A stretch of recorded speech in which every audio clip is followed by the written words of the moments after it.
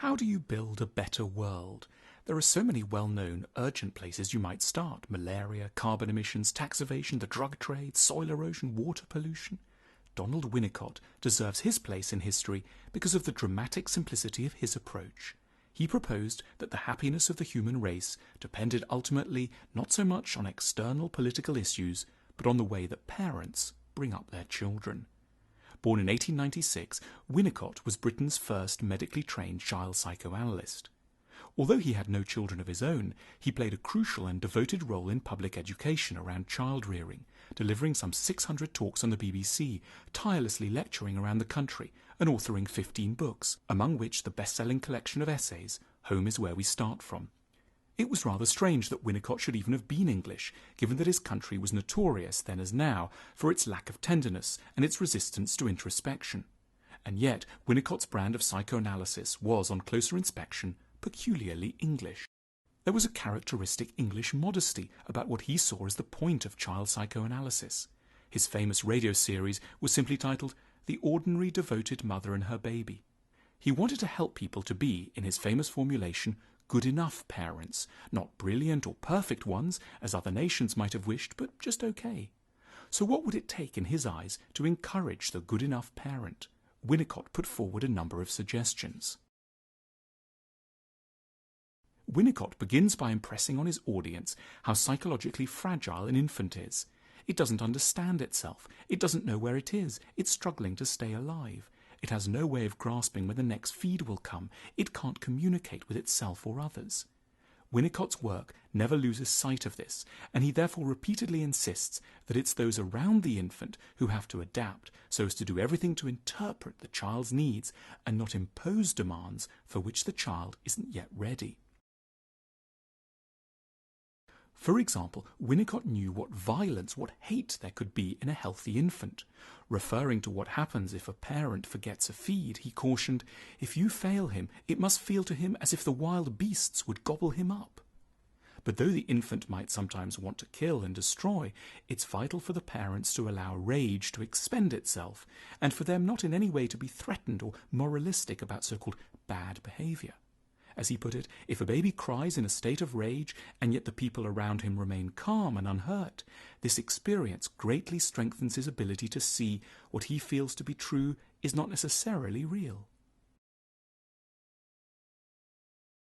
Parents are delighted when infants and children follow their rules. Such children are called good. Winnicott was very scared of good children. He believed that they were the children of parents who couldn't tolerate too much bad behavior and demanded compliance too early and too strictly. This would lead, in Winnicott's formulation, to the emergence of a false self, a persona that would be outwardly compliant, outwardly good, but was suppressing its vital instincts. In Winnicott's scheme, adults who can't be creative, who are somehow a little dead inside, are almost always the children of parents who've not been able to tolerate defiance, parents who've made their offspring good way before their time, thereby killing their capacity to be properly good, properly generous and kind.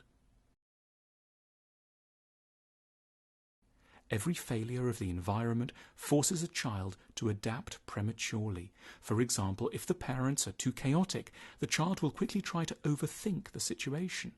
Its rational faculties are overstimulated. It may, in later life, try to become an intellectual. A parent who is depressed might unwittingly force the child to be too cheerful, giving it no time to process its own melancholy feelings. Winnicott saw the dangers in a child who, in his words, has to look after mother's mood. Winnicott had a special hatred for people who were always jogging babies up and down on their knees, trying to produce a giggle. This was merely their way of warding off their own sadness by demanding laughter from a baby who might have very different things on its mind. The primordial act of parental health for Winnicott is simply to be able to tune out of oneself for a time in the name of empathizing with the ways and needs of a small, mysterious, beautiful, fragile person whose unique otherness must be acknowledged and respected in full measure. Many of the parents Winnicott saw were worn down by their work. Winnicott tried to bolster them by reminding them of the utmost importance of what they were doing. They were, in their own way, as significant to the nation as the Prime Minister and the Cabinet. Winnicott called parenting the only real basis for a healthy society and the only factory for the democratic tendency in a country's social system. In his descriptions of what parents should do for their children, Winnicott was in effect referring to a term which he rarely mentioned directly: love. We often imagine love to be about a magical, intuitive connection with someone. But in Winnicott's writings, we get a different picture. Love is about a surrender of the ego, a putting aside of one's own needs and assumptions for the sake of a close, attentive listening to another person whose mystery one respects, along with a commitment not to get offended, not to retaliate when something so-called bad emerges, as it often does when one's close to someone, particularly a child or even an adult. Since Winnicott's death, we've collectively grown a little better at parenting, but only a little. We may spend more time with our children. We know in theory that they matter a lot, but we're arguably still failing at the part Winnicott focused on: adaptation. We still routinely fail to suppress our own needs when we're with a child.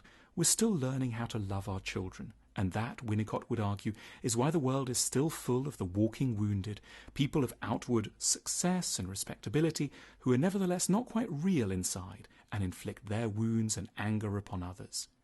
We've a way to go until we're fully good enough. It's a task, Winnicott would have insisted, that is in its own way as important as any other.